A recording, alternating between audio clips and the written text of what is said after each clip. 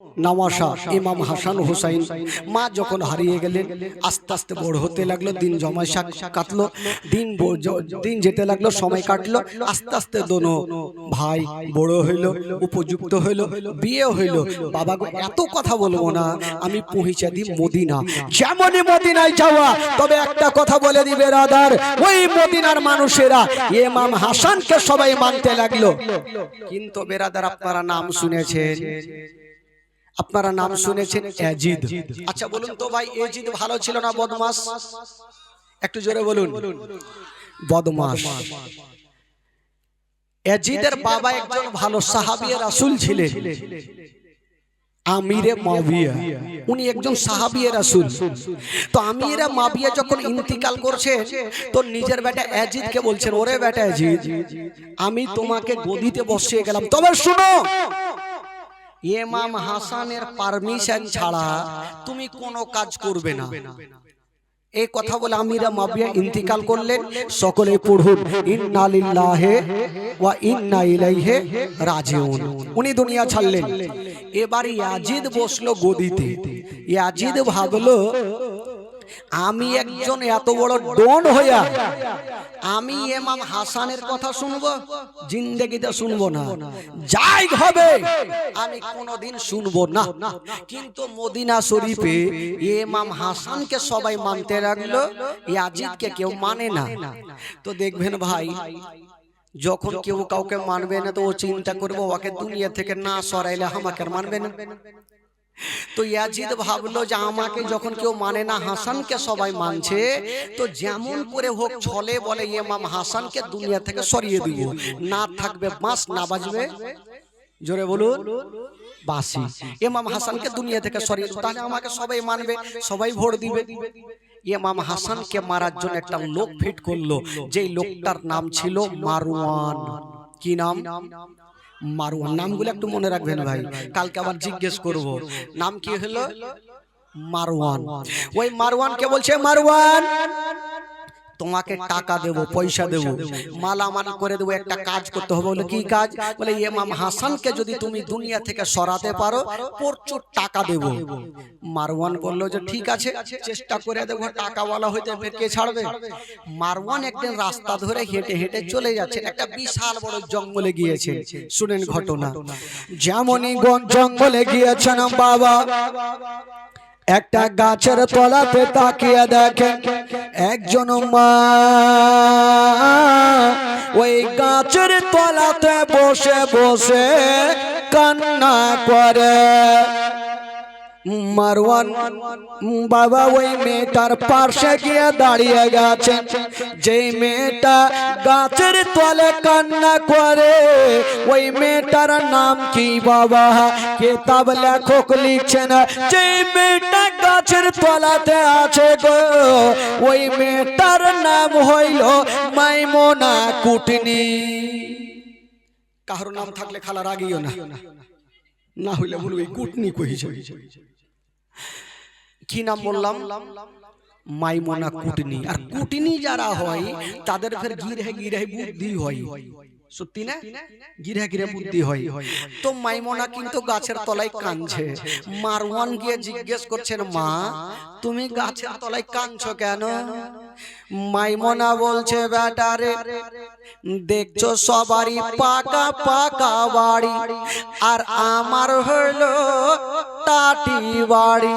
টাকা না থাকার কারণে আমি পাকা বাড়ি দিতে পারি না। এই মারওয়ান বুঝে গেল এ মেয়েটার টাকার লোভ আছে, একে দিয়ে কাজটা করাবো, ইমাম হাসানকে মারাবো। তো মারওয়ান বলছে, মা গো তুমি কি টাকাওয়ালা হতে চাও? বলে বেটা পাইলে ফের কে ছাড়বে? বলে মা একটা কাজ করতে হবে। বলে কি কাজ? বলে ইমাম হাসানকে যদি তুমি মারতে পারো, দেখেন ভাড়ার উপরে ভাড়া। ইয়াজিদ ফিট করলো মারওয়ানকে, আর মারওয়ান ফিট করছে কাকে? জোরে বলুন কাকে? মাইমুনাকে। মাইমুনাকে বলছে যে মা গো একটা কাজ করতে হলে। কি কাজ? বলে যদি তুমি ইমাম হাসানকে মারতে পারো, এত টাকা দেব, সারা জীবন বৈশা বৈশা খাবে। মারওয়ানের ধারণা আমি পাবো 1 কোটি, তো দিব 50 লাখ, এমনি তো 50 ফ্রিতে পাবো, ছাড়বে কেন?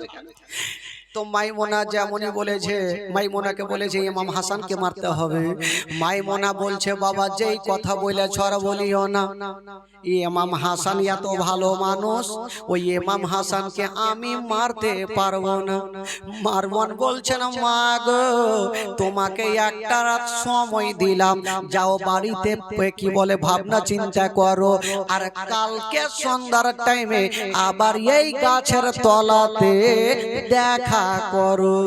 যাও বাড়িতে ভাবনা চিন্তা করো, যদি তোমার ডিসিশন হয় কালকে আবার দেখা করো। মাইমুনা তো বাড়ি গেল, বাবা বিছানায় শুয়েছে, ঘুমটা হারিয়ে গেল। চিন্তা করছে আল্লাহ যদি ইমাম হাসানকে ছলে বলে কৌশলে মেরে দিতে পারি তবে প্রচুর টাকার মালিক হব। যাই হোক না কেন টাকা ছাড়া আমি কিছুই বুঝি না, যেমন করে হোক না কেন ইমাম হাসানকে আমি মারব। ওই মাইমুনা সকাল টাইমে আবার ওই বাবা জঙ্গলে গাছের তলাতে গিয়ে হাজির। মারওয়ান হাজির, মা গো বলো তোমার ডিসিশন। মাইমুনা কোটনি বলছেন বেটারে আমি কথা দিলাম তুমি টাকা রেডি রাখো, আমি ইমাম হাসানকে মেরে দিব। ঠিক আছে।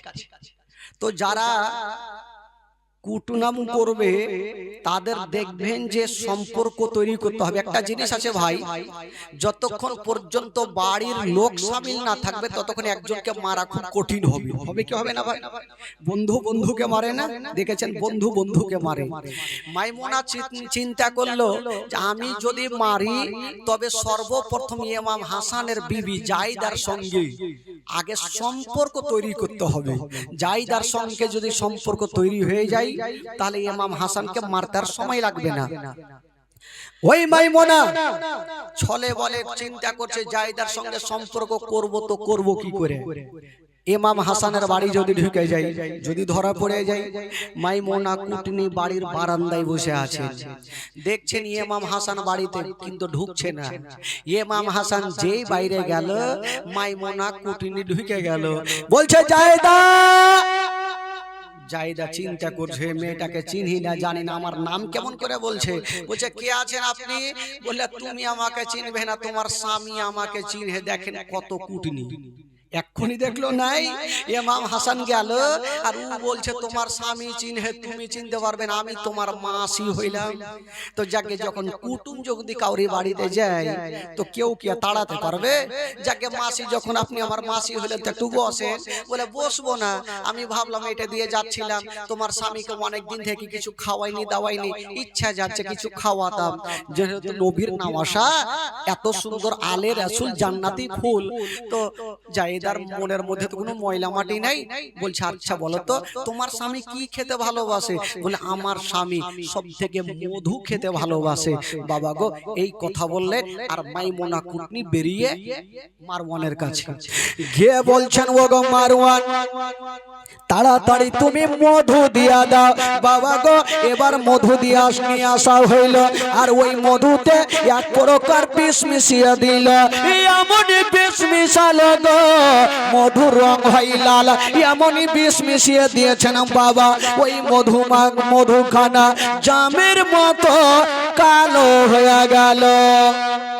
মারওয়ান মাইমুনা জিজ্ঞেস করছে হাগো বেটা মারওয়ান, যদি ইমাম হাসানের বিবি জিজ্ঞেস করে মাসি মধুর রং হয় লাল কালো কেন, তো শিখাইছে মারওয়ান যে যদি বলে এটা কথা লাল কেমন কালো কেন তো তুমি বলবে এটা হলো বিদেশি মধু, আর রং এরকমই হয়। ঠিক আছে বলে দিলে ভাই।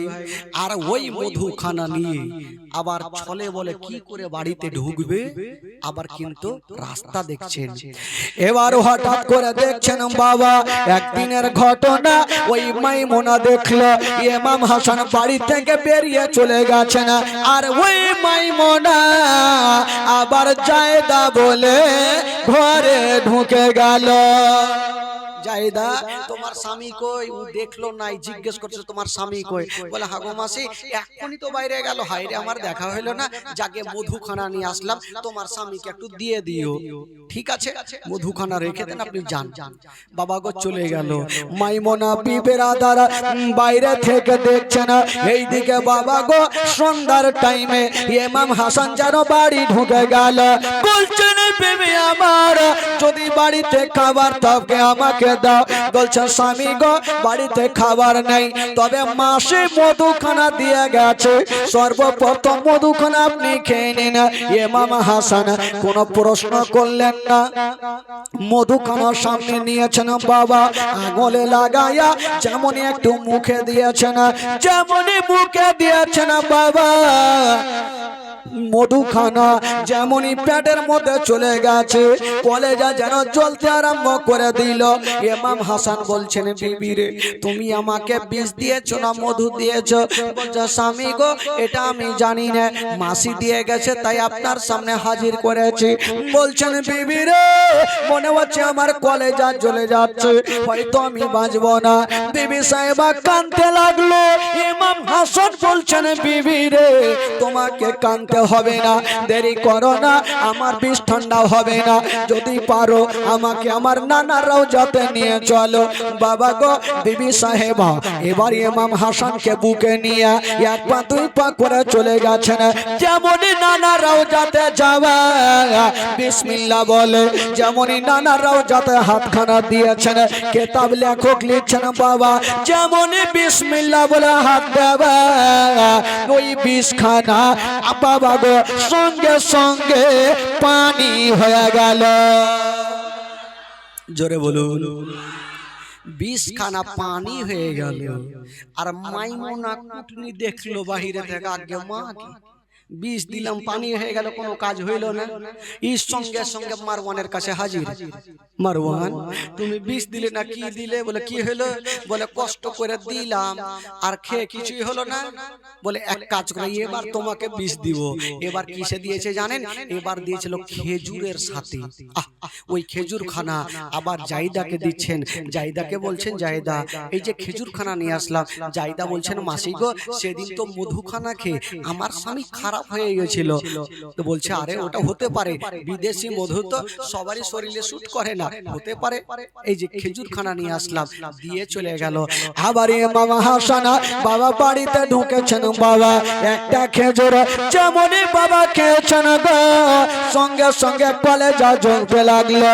আবার বেরাদার বিবি সাহেবা আবার নানা রওজাতে নিয়ে গেলেন। যেমনই নিয়ে গেছেন বাবা, সঙ্গে সঙ্গে যেমনই নানা রওজাতে বিসমিল্লাহ বলে হাত দিয়েছেন, আবার বিষখানা পানি হয়ে গেল। জোরে জোরে বিষখানা পানি। বাবা গো কিতাবে লিখছেন 5 থেকে 7 বার বিষ দেওয়া হয়েছিল, কখনো মধুর সাথে, কখনো খেজুরের সাথে, কখনো পায়েসের সাথে, কখনো ক্ষীরের সাথে বিষ দিচ্ছেন, পান করছেন, নানা রওজাতে যাচ্ছেন, বিষখানা পানি হয়ে যাচ্ছে। বাবা গো কিন্তু বেরাদার লাস্টের সময় একটা এমন বিষ দেওয়া হয়েছিল যে বিষটা পান করে নানা রওজা পর্যন্ত যেতে পারেনি, সেই জায়গাতে ইন্তিকাল করেছিল। আচ্ছা বলুন তো ভাই, যে বিষটা পান করে ইমাম হাসান শহীদ হয়েছিল সে বিষটার নাম কি গো? হীরক চূর্ণ জহর, হীরার গুঁড়া। দেখবেন এদিকে কাঁচের দোকান আছে ভাই, কাঁচের দোকান একটু বলুন হ্যাঁ হুঁ করুন, কাঁচের দোকান আছে। দেখবেন ওই কাঁচের দোকানে যাবেন, ওই কাঁচকে কোনো আড়িতে কোনো হ্যাকশোতে কাটা হয় না, একটা রুলের মতন পেন্সিল থাকে না, আর এইভাবে টেনে দেয়, দেখবেন কাঁচ পর্যন্ত ফিরে যায়। ওই রুলের আগালে হীরা লাগা আছে, তো যে হীরাতে একটা কাঁচ পর্যন্ত ফেড়ে দেয়, ওই হীরা যদি পেটে যায় তো কি অবস্থা হয়? বাবা গো, ওই হীরের গুঁড়া দিয়েছিল ইমাম হাসান দুনিয়াটা ছেড়েছিল। মারাত্মক ঘটনা ভাই বেরাদার বন্ধুগণ। এই ঘটনা শুনে এমন কোন লোক নাই যে তার চোখ দিয়ে পানি ঝরবে না। বেরাদার বন্ধুগণ, এই ঘটনা যখন আমি বইয়ে পড়েছিলাম নিজের চোখের পানি ধরে রাখতে পারিনি ভাই।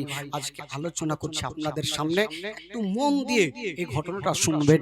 বেরাদার বন্ধুগণ, একটা চিন্তা করেন তো ভাই, একটা লোককে যদি 5-7 বার বিষ দেওয়া হয়, বলুন তো তার ভিতরটা কি ঠিক থাকবে গো?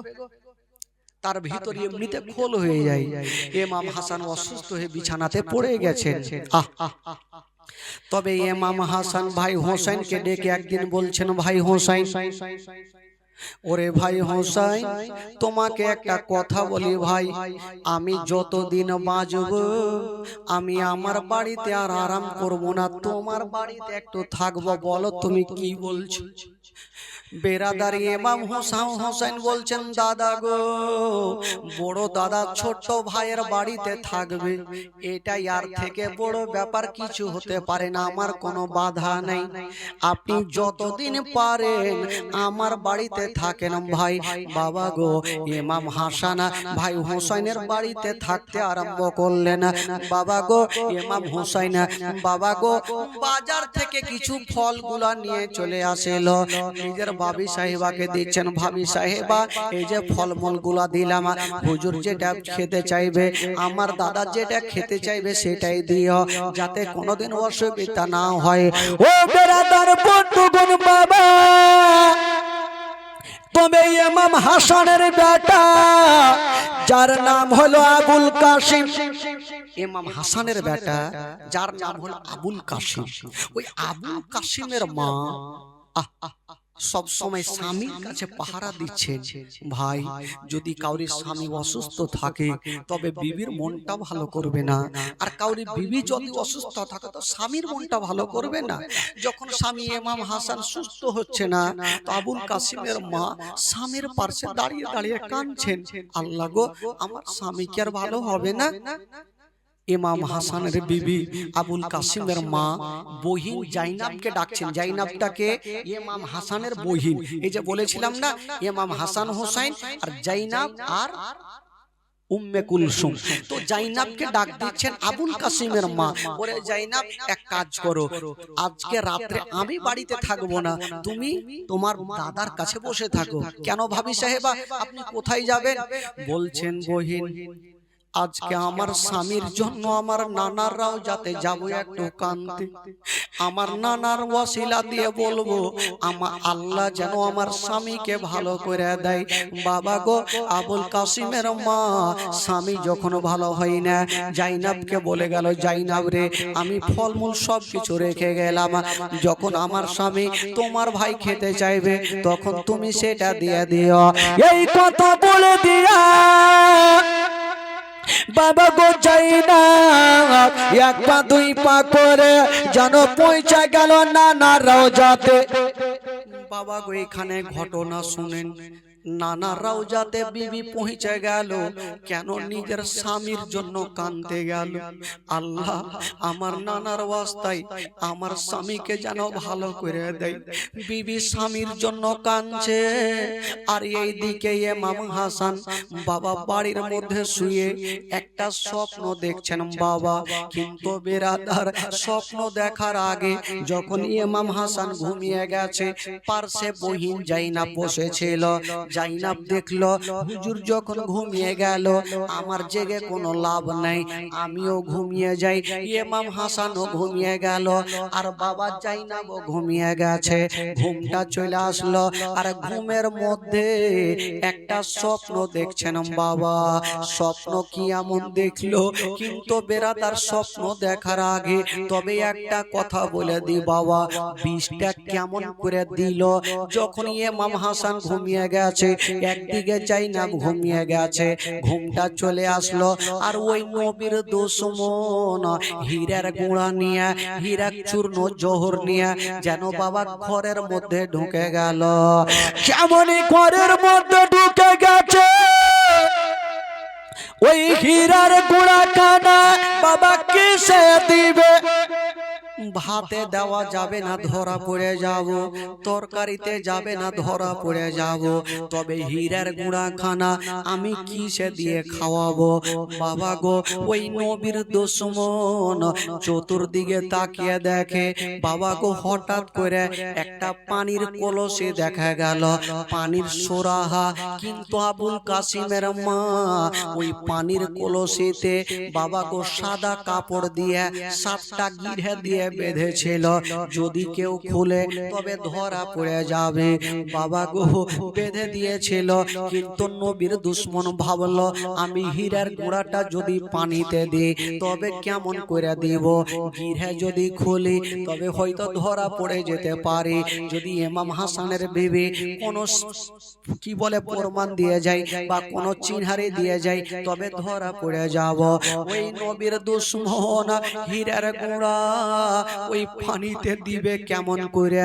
বাবা কো ব্রেনে একটা কথা ভাসলো, এই হীরার গুঁড়া আমি গিরা খুলবো না, গিরা না খুলে কেমন করে দিব? বাবা গো কাপড়ের ওপরে ধরুন, এটা কাপড়, হীরার গুঁড়া খানা এই কাপড়ের ওপরে ঘাসতে আরম্ভ করেছে, যেমনই ঘুষতে আরম্ভ করেছে মা, হীরার গুঁড়া গুলা ধুলো ধুলো হয়ে বাবা পানির মধ্যে মিশে গেল। যেমনই পানির মধ্যে মিশে গেল, নবীর দুশমন ভাবলো আর উপায় নাই, ইমাম হাসান আর বাঁচবে না, হীরার গুঁড়া দিয়া যেমনই নবীর দুশমন বাড়ি থেকে বের হতে যাবে, বাবা দুটা পায়ে এমন ভাবে প্যাঁচ হয়ে টাচ হয়ে গেল, যেমনই টাচ হইল ইমাম হাসানের ঘুমটা ভেঙে গেল। ইমাম হাসান বলছে না, ওরে বহিন জাইনাব তাড়াতাড়ি করে উঠে যাও। জাইনাব চট করে উঠে গেল, হুজুর কি ব্যাপার, কি এমন হয়ে গেল, কেন আপনি উঠালেন? জাইনাব তাকিয়ে দেখছেন ইমাম হাসানের সমস্ত শরীর দিয়ে যেন ঘাম বের হচ্ছে।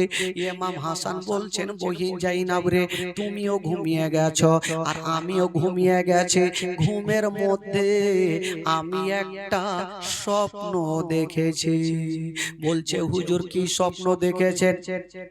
বলছে, বহিন তোমাকে স্বপ্নের কথা পরে বলবো, আগে একটা কাজ করো, আমি স্বপ্নটা দেখে আমার কলেজা শুকিয়ে গেছে, আমার হুলকুমটা শুকিয়ে গেছে, সর্বপ্রথম আমাকে এক পিয়ালা পানি দিয়া দাও।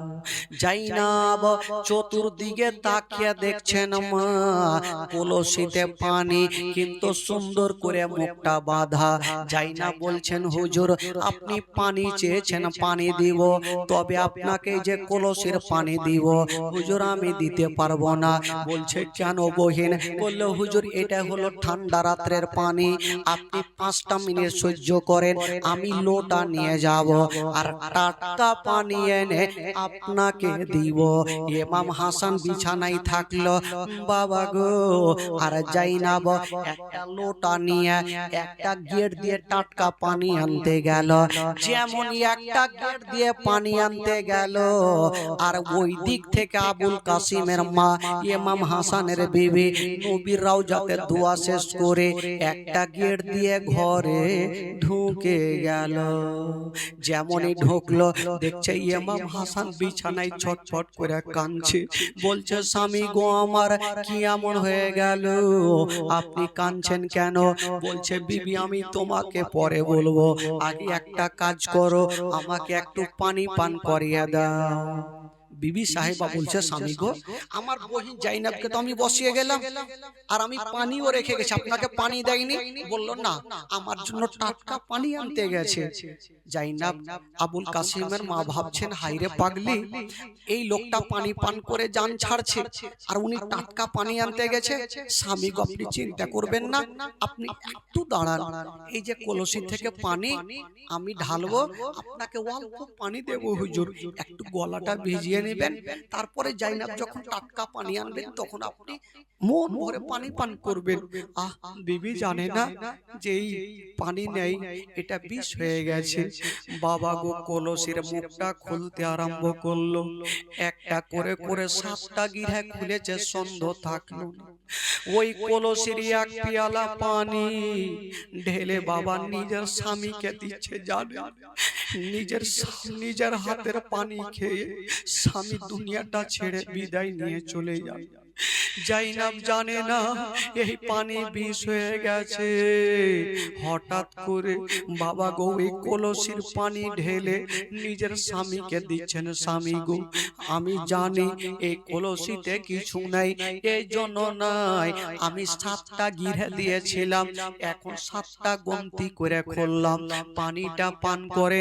ইমাম হাসান যেমনই পানি খানা নিয়ে বাবা গো যেমনই পান করেছে, পানি খানা যেমনই পান করতে নাই, ইমাম হাসানের কলেজা যেন ছিঁড়তে আরম্ভ করে দিল।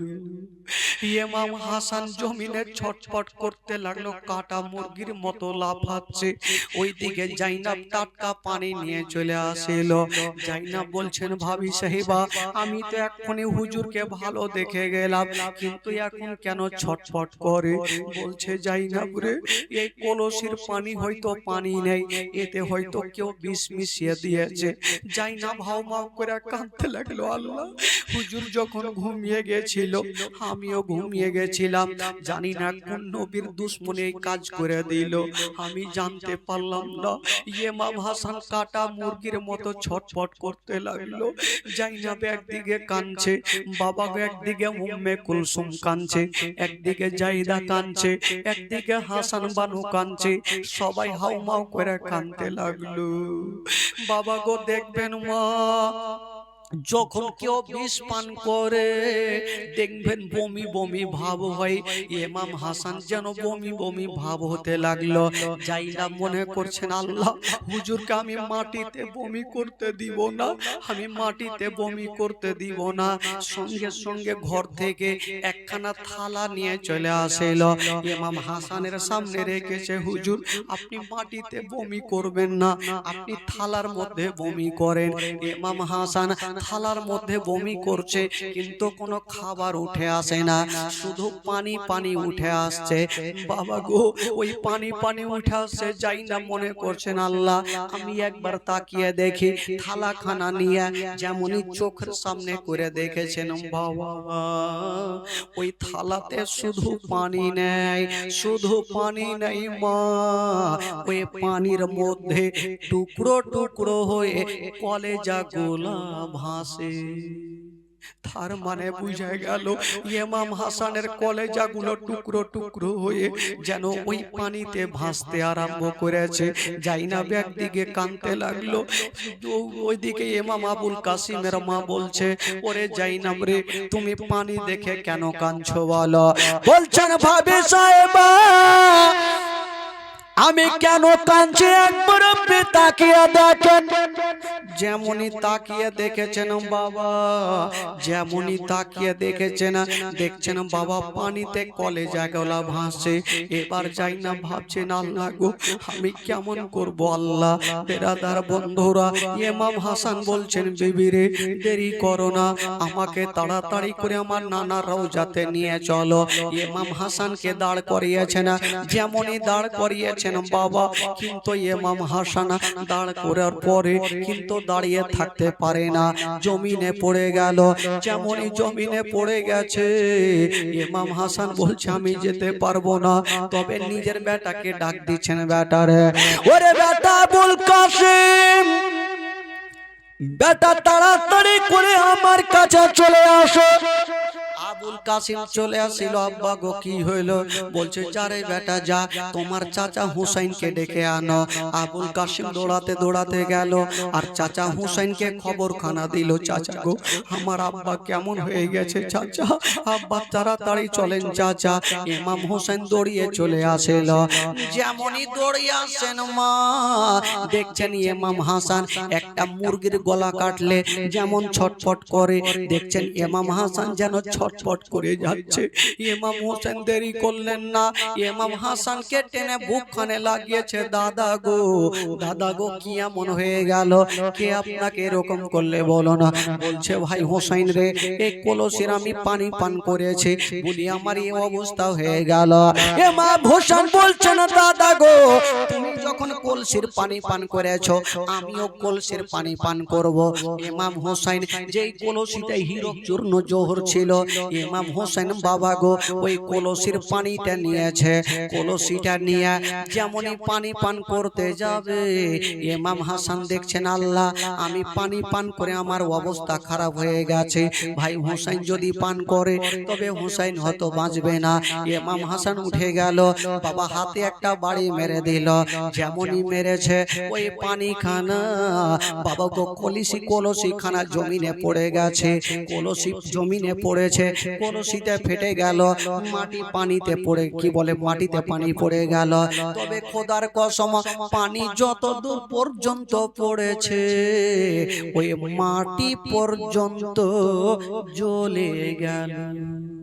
আচ্ছা বলুন তো ভাই, ওই এত জহিরিলা বিষ যদি মাটি পর্যন্ত জ্বলিয়ে দিতে পারে, ওই জহিরিলা যখন পেটে গিয়েছে ভাই বলুন তো অবস্থা কি হতে পারে? ইমাম হাসান বাবা ছটফট করে কান্দে। ইমাম হোসেন বলছে দাদা গো একটা কথা বলেন দাদা, আপনাকে কে অবস্থা দিয়েছে, আপনাকে কে বিষ দিয়েছে? ইমাম হাসান বলছে ভাই রে, ওরে ভাই হোসেন আমি যদি বলে দিই ভাই আচ্ছা বলো তুমি তাকে কি করবে? ইমাম হোসেন বলেছিল ভাই রে যদি তুমি আমাকে বলে দাও আমি তাকে জিন্দা জবাই করে দিব। ইমাম হাসান বলছে ভাই রে আমাকে যে দিয়েছে আমি তাকে পিছন থেকে দেখেছি, তবে ভাই রে আইডিয়াতে আমি তার নাম খানা বলবো না, আমি যার নাম বলবো সে যদি না হয় তাহলে গুনাহগার আমি হব। ভাই নামটা তোমাকে বলবো না, তবে ভাই হোসেন রে তোমাকে একটা কথা বলে দি, আমাকে যে বিষ দিয়েছে ভাই রে আমি তাকে ক্ষমা করে দিয়েছি, আমি আল্লাহকে সঁপে দিয়েছি, আল্লাহ তার বিচার করবে। বাবা গো এই কথা বলতে নেই, ইমাম হাসান যেন ছটফট করতে লাগলো। ওইদিকে আবুল কাসিম বাপের পাশে দাঁড়িয়ে দাঁড়িয়ে কাঁদছেন। আব্বা গো আব্বা আপনার কি হয়ে গেল আব্বা, আপনি কাঁদছেন কেন আব্বা? তবে ইমাম হাসান বেটা আবুল কাসিমকে ধরে একটা কথা বললেন, বেটা রে বেটা একটা কথা বলি বেটা, একটা তাবিজ দিচ্ছেন বেটা আবুল কাসিমের হাতে, আর দিয়ে বলছে বেটা রে যেদিন তুমি সব থেকে বিপদে পড়বে সেদিন এই তাবিজটা খুলে দেখিও।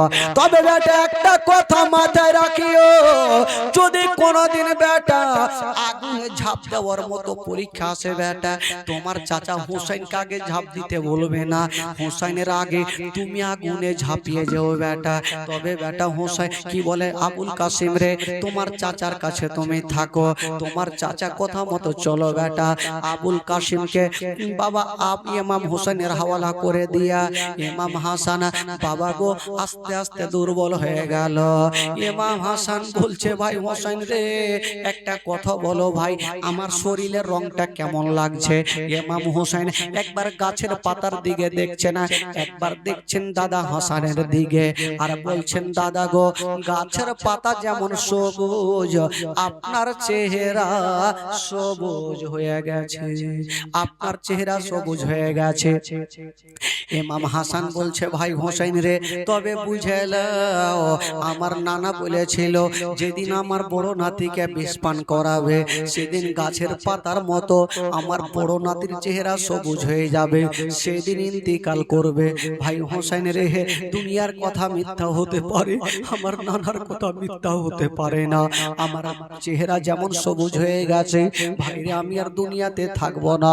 তবে ভাই রে তোমাকে একটা কথা বলে দি ভাই, আমি যদি ইন্তিকাল করে যাই ভাই, তবে ভাই রে আমি যদি ইন্তিকাল করে যাই তবে শেষের সময় তোমাকে একটা কথা বলে, ওরে ভাই হোসেন আমি তোমার কাছে থাকলাম ভাই, যদি চলাতে ফিরাতে যদি অন্যায় করে থাকে আমাকে বড় দাদা বলে ক্ষমা করে দিও।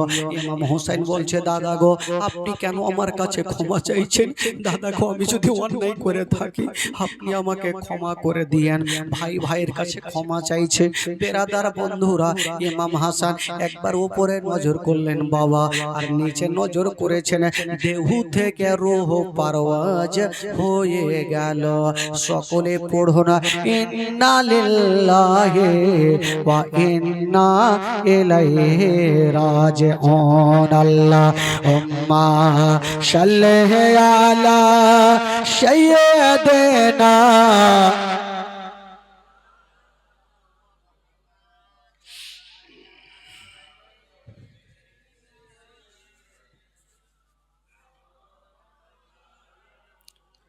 একটু জোরে পড়ুন, আল্লাহুম্মা সাল্লি আলা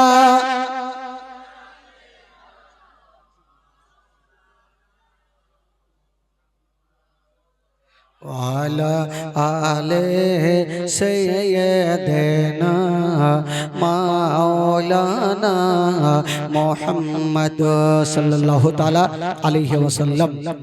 কি ভাই শেষ করে দেব নাকি? পচা যাবে, সব টাইনে শেষ করে দিয়েছে। বলছি সে বলছে আপনারা আছেন বলে বলছি, কালকে যেন এটা চেঞ্জ হয়ে যায় ভাই।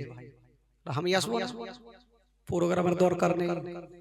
হ্যাঁ, কারণ হাবিব ভাই এরকম না, আমার দুটা নার্সিং হোম চলছে, সময় নেই তাও আসছি।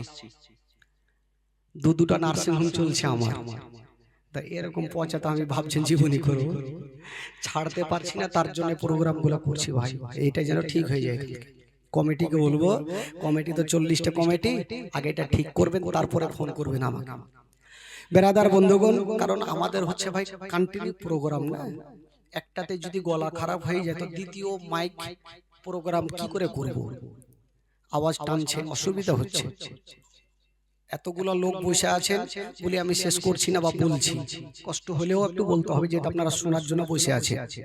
তবে একটু শুনিয়ে দিই, যেহেতু আপনারা শুনতে চাইছেন। আর একটু আওয়াজ আমার কানে গিয়েছে যে কালকে নাকি একটু তাড়াতাড়ি শেষ হয়ে গেছে, লোকের মন মেজাজ খারাপ, বলছে তাড়াতাড়ি শেষ হইলে কেন? তো আজকে একটু শোনাবো আমি ভাবছি, কিন্তু বুঝতে পারছেন কেন শোনাই না। যাকে একটু শুনিয়ে দিই আজকে, কালকে ঠিক হয়ে যাবে ইনশাআল্লাহ। একবার মোহাব্বতে বলুন তো সুবহানাল্লাহ, আরো জোরে বলুন সুবহানাল্লাহ, একটু দুই হাত তুলে বলুন ইয়া রাসূলুল্লাহ, বলুন ইয়া হাবিবাল্লাহ। মাশাআল্লাহ, সব তো টাটকা হয়ে আছেন ভাই। ঘুম ঘুম ভাব লাগে তো আলাদা লাগে, সব জিন্দা হয়ে আছে। হ্যাঁ, এই ঘুম আসবে না, বাপরে লাইন ধরেছে মা বহিনেরাকে দেখে, গোটা গ্রাম চলে এসছে। হ্যাঁ, বেরাদারান ইসলাম বন্ধুগণ ভাই, এবার কালকে একটু মদিনা গেছিলাম ভাই, আজকে চলেন মদিনা, তারপরে আবার ঘটনা শুরু করব যে ইমাম হাসান যখন দুনিয়া থেকে গেলেন তারপরের ঘটনা কি ঘটছে, মারাত্মক ঘটনা হবে ভাই। চলুন একটু গোটা মাজমা মদিনা। আচ্ছা, যারা মদিনা যাবেন একটু হাত তুলে দেখান তো, যারা যাবেন। মাশাআল্লাহ, কিছু লোক আছে পরে হাত তুলছে না, ভাবছে টাকা নিয়ে তো কুণ্ডে থেকে যাব। দেখেন ভাই, টাকা লাগবে না, লাগবে দিল। যার দিল আছে তার মদিনা আছে, যার দিল নাই তার মদিনাও নেই। তো যখন টাকার জন্য যেতে পারবো না, রাজনগর মডেল থেকে ছুলে মাছুয়াটোলা থেকে ঘুরে আসি, মাছুয়া কমিটি নাকি, চলেন এই গ্রাম থেকে ঘুরে আসি মদিনা। গোটা মাজমা আমার সঙ্গে করেন। আমার ভালো লাগে না, আমি যাব মদিনা, আমার ভালো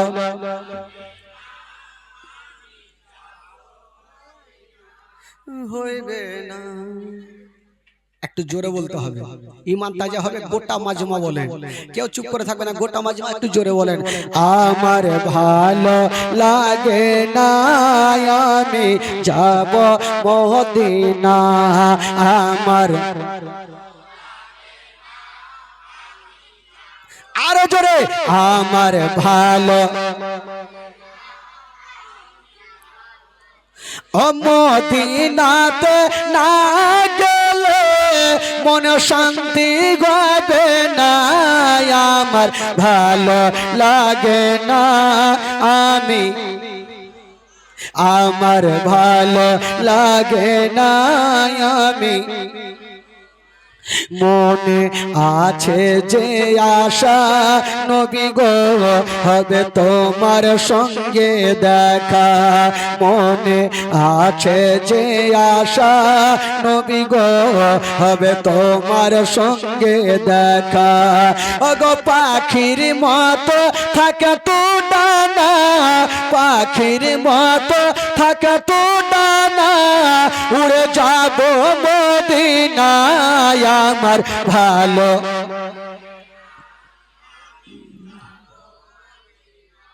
সামনে গুলা বলছে পিছনের গেলা বলে।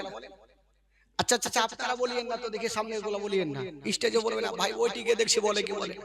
আপনারা বলেন ভাই আমার ভালো বাইচা আছে। একটু জোরে বলেন আমার ভালো লাগে না আমি ও মদিনাতে না গেলে মন শান্তি হবে না, আমার ভালো লাগে না আমি, আমার ভালো। পাঁচ ওয়াক্ত নামাজ যারা করিবেন আদায়, পাঁচ ওয়াক্ত নামাজ যারা করিবেন আদায়, ও তো নামাজ না পড়িলে পরে, নামাজ না পড়িলে পরে নেকি মিলবে না, আমার ভালো লাগে। জোরে জোরে আমার ভালো মদিনাতে না গেলে মন শান্তি হবে না, আমার ভালো লাগে না।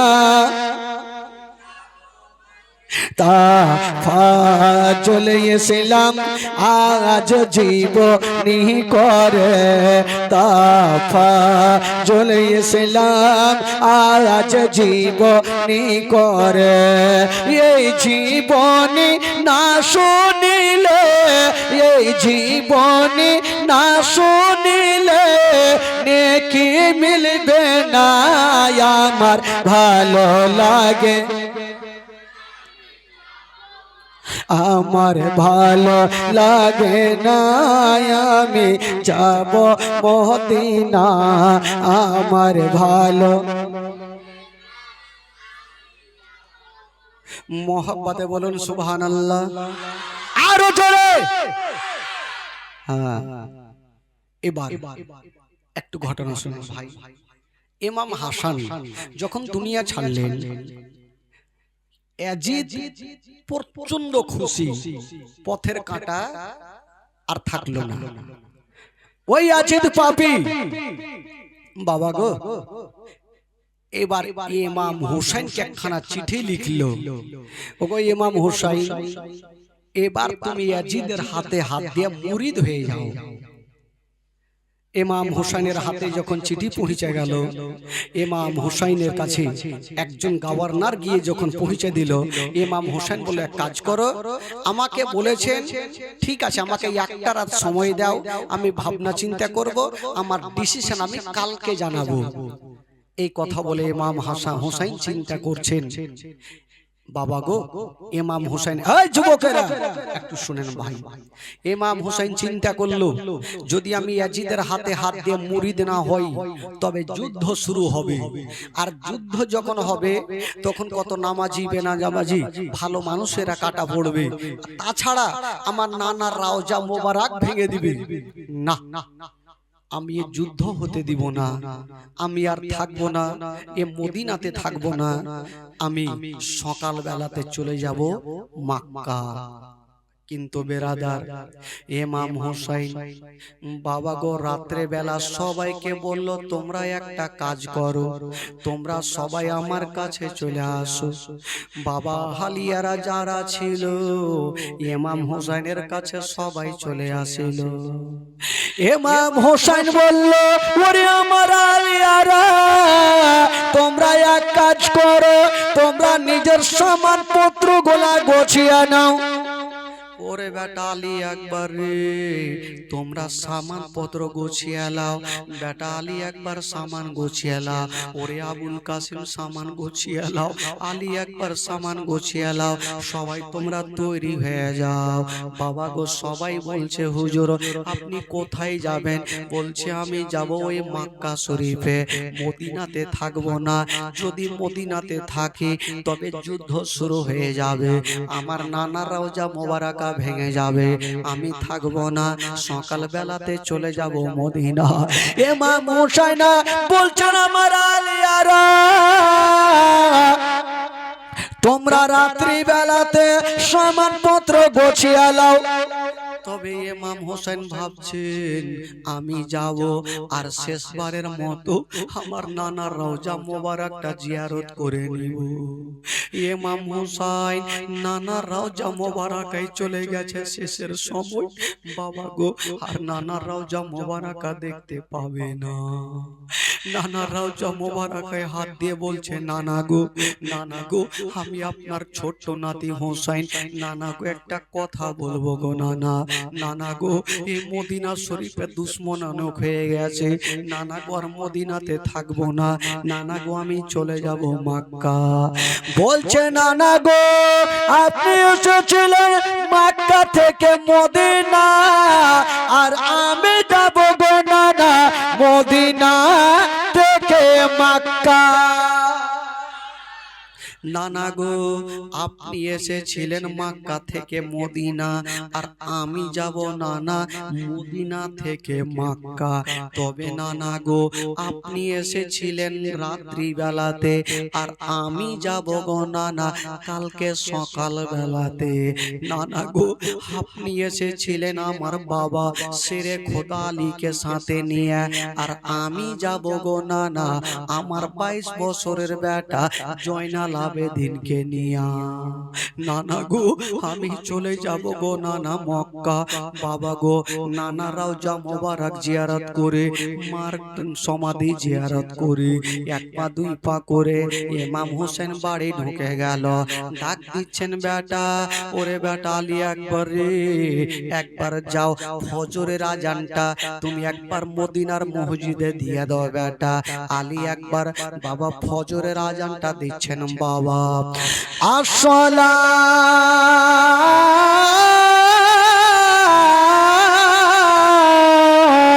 তো খৈরুম মিনান নাম।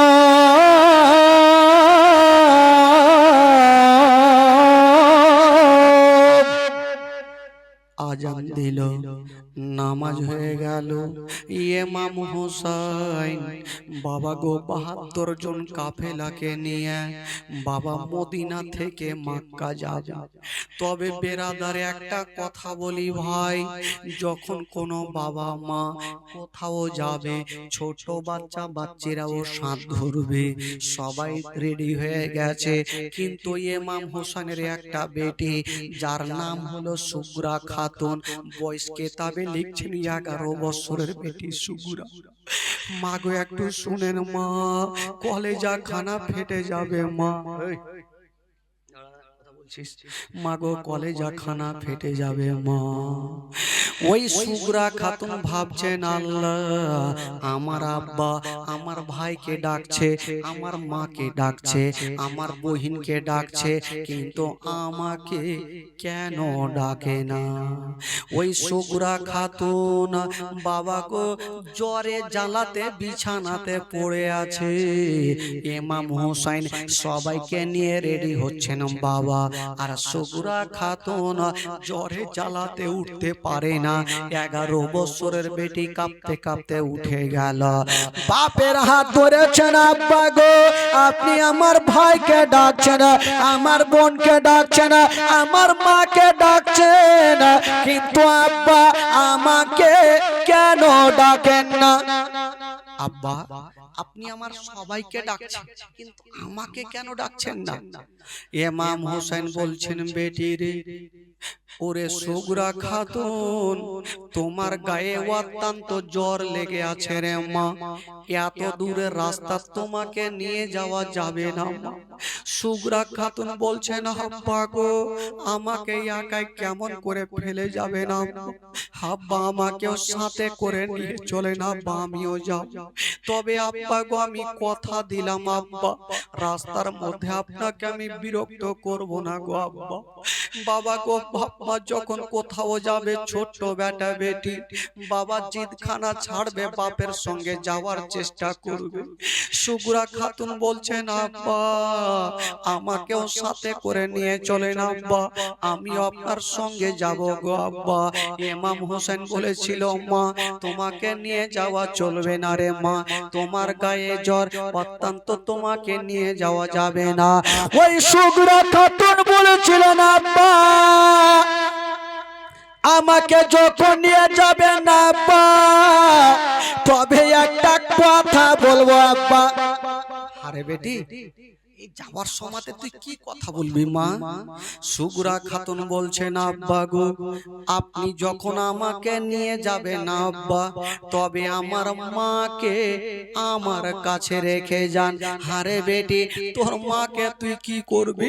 সুগরা খাতুন ডুগরে ডুগরে কাঁদছেন আর বলছেন, আব্বা গো, আমার মা যদি আমার কাছে থাকে, আমার গায়ে এত জ্বর আছে আব্বা, একটু কাপড়টা ভিজিয়ে আমার কপালে কাপড়টা রাখবে আব্বা, আমার জ্বরটা আরাম হয়ে যাবে আব্বা, আমি মা ছাড়া থাকতে পারবো না আব্বা, একটু আমার মাকে রেখে যান আব্বা। ইয়ার উত্তরে ইমাম হোসেন বলেছিল, বেটি রে, তোমার মাকে রাখা চলবে না। বলছে কেন? বলছে, বেটি রে, তোমার মাকে নিয়ে গেলাম আর আমার মা ফাতেমার কবরখানা রেখে গেলাম। আব্বা যখন আমার মাকে নিয়ে যাবেন না আব্বা গো, রেখে যাবেন না, তখন আব্বা আমার একটা ছোট্ট ভাই আলী আসগারকে আমার কাছে রেখে যান। আরে বেটি, আলী আসগারকে তুই কি করবি?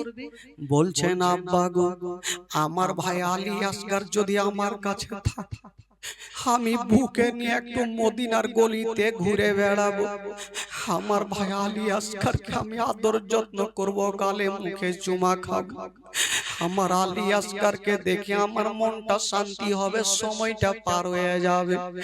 ইমাম হোসেন বলেছিল, মা আলী আসগারকে নিয়ে গেলাম, কিন্তু বেটি রে, আমার কি বলে আলী আসগারকে নিয়ে গেলাম আর আমার ভাই মহসিনের কবরখানা রেখে গেলাম। বলছেন, আব্বা গো, যখন আমার ভাইকে রেখে যাবেন না, আমার বহিন সাকিনাকে রেখে জানা, সাকিনাকে কি করবি? বলছেন, মা গো, আব্বা গো, আমার বহিন সাকিনার সঙ্গে একটু গল্প করব, আমার সময়টা পার হয়ে যাবে। বলছে, মা রে, ওই সাকিনাকে নিয়ে গেলাম আর আমার বহিন রোকাইয়ার কবরখানা রেখে গেলাম। একটা একটা করে উত্তর দিলেন। বাবা গো, ওই কি বলে সাকি, কি বলে সুগরা খাতুন, বাবা গো গুম করে বিছানাতে পড়ে গেল। আপা আমাকে আর নিয়ে যাবে না, জ্বরে জ্বালাতে বিছানায় কাঁপছে, সবাই রেডি হয়ে গেছে মা, সবাই ছেড়ে চলে যাবে, কিন্তু বেরাদার একটু আগিয়ে গেছেন। সুগরা খাতুন ভাবছেন, আল্লাহ গো, এখনকার মতন রাগ করে থাকলে চলবে না, একবার যাব আর শেষের বারের মতো একবার মার চেহারা খানা দেখে নিব। সুগরা খাতুন বেরিয়ে গেল, উঠতে পারে না, 11 বছরের বেটি সুগরা, গায়ে এত জ্বর লেগে আছে মা। মা একটু গভীর ভাবে চিন্তা করেন, সেদিনের দৃশ্যটা কেমন হয়েছিল, সেদিনের দৃশ্যটা কেমন হয়েছিল মা। একটা ছোট্ট সুগরা খাতুন, বাবা শুধু একজনকে বিদায় দেয় না, আলী আসগারকে বিদায় দিচ্ছে, আলী আসগারকে দেখতে পাবে না, বাবাকে বিদায় দিচ্ছে, হাব্বাকে দেখতে পাবে না, আলী আকবরকে বিদায় দিচ্ছে, আলী আকবরকে দেখতে পাবে না। সুগুরা খাতুন সবাইকে বিদায় দিবেন, কিন্তু ভাবছেন আল্লাহ গো শেষের সময় মাকে একবার দেখবো। আল্লাহ রাগ করে থাকলে তো দেখা চলবে না। আল্লাহ কত বুদ্ধি জ্ঞান দিয়েছে। ওই সুগুরা খাতুন বিছানা থেকে উঠে পিছন থেকে একবার মা বলে ডেকে নিল। যেমনই মা বলে ডেকেছে, কোন বেটি যদি মা বলে পিছন থেকে ডাক দেয়, ওই মায়ের এক কদম আগে বাড়বে না। বাবা গো এক কদম আগে বাড়বে না। আলী আসকারের মা সুগুরা খাতুনের মা হঠাৎ করে দাঁড়িয়ে গেল। ইমাম হোসেন বলছে বিবি চলো। বলছে স্বামী গো আমি চলে যাব স্বামী গো, তবে একটা কথা বলবো স্বামী গো, আজকে আমি চলে যাব, তবে স্বামী গো যখন আমার সুগুরা খাতুন আমাকে মা বলে ডাক দিয়েছে, মনে হচ্ছে আমার কলেজাতে ধাক্কা লেগে, আমার কলেজাতে ধাক্কা লেগেছে। স্বামী গো একটু আমাকে 5টা মিনিট সময় দে, আমি যাব আর আমার সুগুরা খাতুনকে একবার বুকখানে জড়িয়ে ধরবো। ইমাম হোসেন বলছেন বিবি আমার তোমাকে পারমিশন দিলাম, তুমি যাও, দয়াতে ময়াতে তুমি থেকে যেও না। বলছে স্বামী গো আমার আমি কথা দিলাম আমি থাকবো না, শুধু আমার বেটিকে একবার বুকখানে আমি জড়িয়ে ধরবো। বাবা গো ইমাম হোসেন বলল ঠিক আছে যাও। বাবা গো দৌড়াতে দৌড়াতে গিয়ে সুগুরা খাতুনকে টেনে যেন বুকখানে লাগিয়ে দিয়েছে। বলছে বেটি রে তুমি আমাকে পিছন থেকে কেন ডাক দিয়েছো রে মা, আমার কলেজাতে ধাক্কা লেগেছে। সুগুরা খাতুন হাউমাউ করে মার বুকখানে লেগে সুগুরা খাতুন মার বুকখানে লেগে কাঁদতে লাগলো হাউমা করে, মা গো আমাকে ছেড়ে যেও না মা, মা গো আমি একাই থাকতে পারবো না মা, আমাকে সাথে করে নিয়ে চলেন মা। বলছেন বেটি রে তুমি চিন্তা করো না মা, তোমার গায়ে অত্যন্ত জ্বর মা, তবে মারে তুমি থাকো। মা বেটিতে কথা চলছে। আলী একবার দৌড়িয়ে চলে আসিল, সুগুরা বহিনের হাতখানা ধরে বলছে বহিন সুগুরা তুমি চিন্তা করিও না, আমি তোমার দাদা কথা দিলাম কয়েক মাস পরে আমি তোমাকে নিয়ে যাব নিজে দায়িত্ব করে।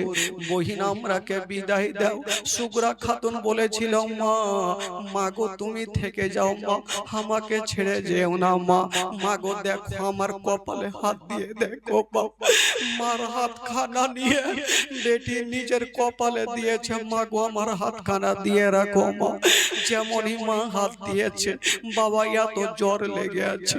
সুগুরা খাতুন বলছে মা গো, মা গো একখানা কাপড় ভিজিয়ে মা, কথাই বলে আমরা শুনেছি ভাই যদি কাউকে জ্বর হয় তবে কাপড় ভিজিয়ে যদি কপালে রাখা যায় তবে জ্বরটা আরাম হয়ে যায়। বলছে মা গো যদি তুমি থাকো মা তবে আমার জ্বরটা আরাম হয়ে যাবে, একটু কাপড় ভিজিয়ে লাগিয়ে দাও মা, আমার জ্বরটা আরাম হয়ে যাবে মা। বলেছিল বেটি রে বেটি আমি থাকতে পারবো না, তোমার আব্বার নির্দেশ অর্ডার আমাদেরকে চলে যেতে হবে মা। ওই সুগুরা খাতুন বাবা গো সবাইকে বিদায় দিল, কিন্তু বেরাদার সবাই চলতে থাকলো আর ওই সুগুরা খাতুন একাই মদিনায় থেকে গেল। কিন্তু বেরাদার এই জন্য তো কবি লিখেছেন বাবা সুগুরা কান্দে না মদিনাতে হাজ সাকিনা কান্দে কারবালায়, সুগুরা কান্দে না মদিনা হাজ সাকিনা কান্দে কারবালায়, জয়নাল আবেদিন বন্দী রইলেন, জয়নাল আবেদিন বন্দী রইলেন এজেদের জেলখানায়। বাবা গো সুগুরা খাতুন কাঁদতে থাকলো আর সবাই যেন চলতে থাকলো। ও যুবকেরা ও আমার মা বোনেরা, এবার সুগুরা খাতুন থাকলো মদিনায় আর ইমাম হোসেন বাবা আহলিয়াদেরকে নিয়ে বাবা মক্কা নগর পৌঁছে গেল। জোরে বলুন ইমাম হোসেন কোথায় গেল ভাই? ইমাম হোসেন কোথায় পৌঁছালেন? জোরে বলুন। মক্কা শরীফ ইমাম হোসেন পৌঁছে গেল।